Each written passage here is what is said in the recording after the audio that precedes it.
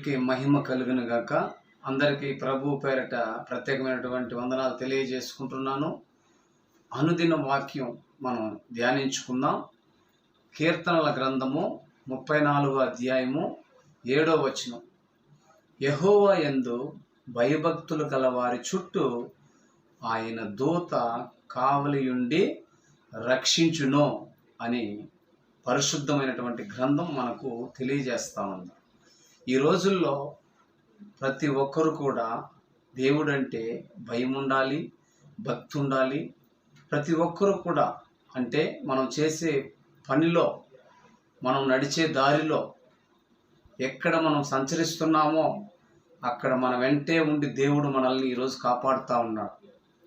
అనగా భయము భక్తితో మనము జాగ్రత్త పడి దినాన్ని మనము ముందుకు సాగిపోయే విధంగా దేవుడు మనకిస్తున్నాడు కనుక భయభక్తులు కలిగి మనందరం కూడా జీవించాలని ప్రభు పేరట మనవి చేసుకుంటున్నాను.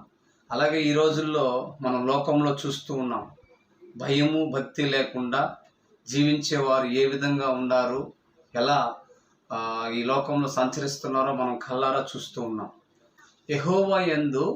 యెహోవా యందు భయభక్తులు గల వారి చుట్టూ ఆయన దూత అంటే దేవుని సహాయకుణ్ణి మనం దూతగా మనకు ఇక్కడ వర్ణిస్తూ ఉన్నారు.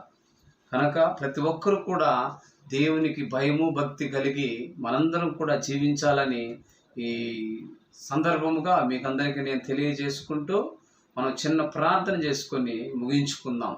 మహాపరిశుద్ధుడా, ప్రేమ కలిగిన తండ్రి, సర్వోన్నతుడా, సర్వాధికారి అయినటువంటి దేవ, మీకు వందనాలు చెల్లిస్తూ ఉన్నాం.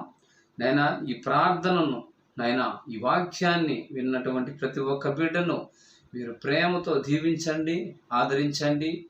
ఈ దినమంతా తండ్రి ఎటువంటి ఇరుకులు, ఇబ్బందులు, సమస్యలు లేకుండా నైనా ప్రతి ఒక్కరి చుట్టూ మీ కంచె కాపుదల నైనా మీరు ఉంచి ప్రతి ఒక్క బిడ్డను తండ్రి నైనా మీ రెక్కల చాటును భద్రపరచమని నజరేటువంటి యేసుక్రీస్తు పరిశుద్ధ నామంలో ఈ ప్రార్థన మీకు సమర్పిస్తున్నాము తండ్రి.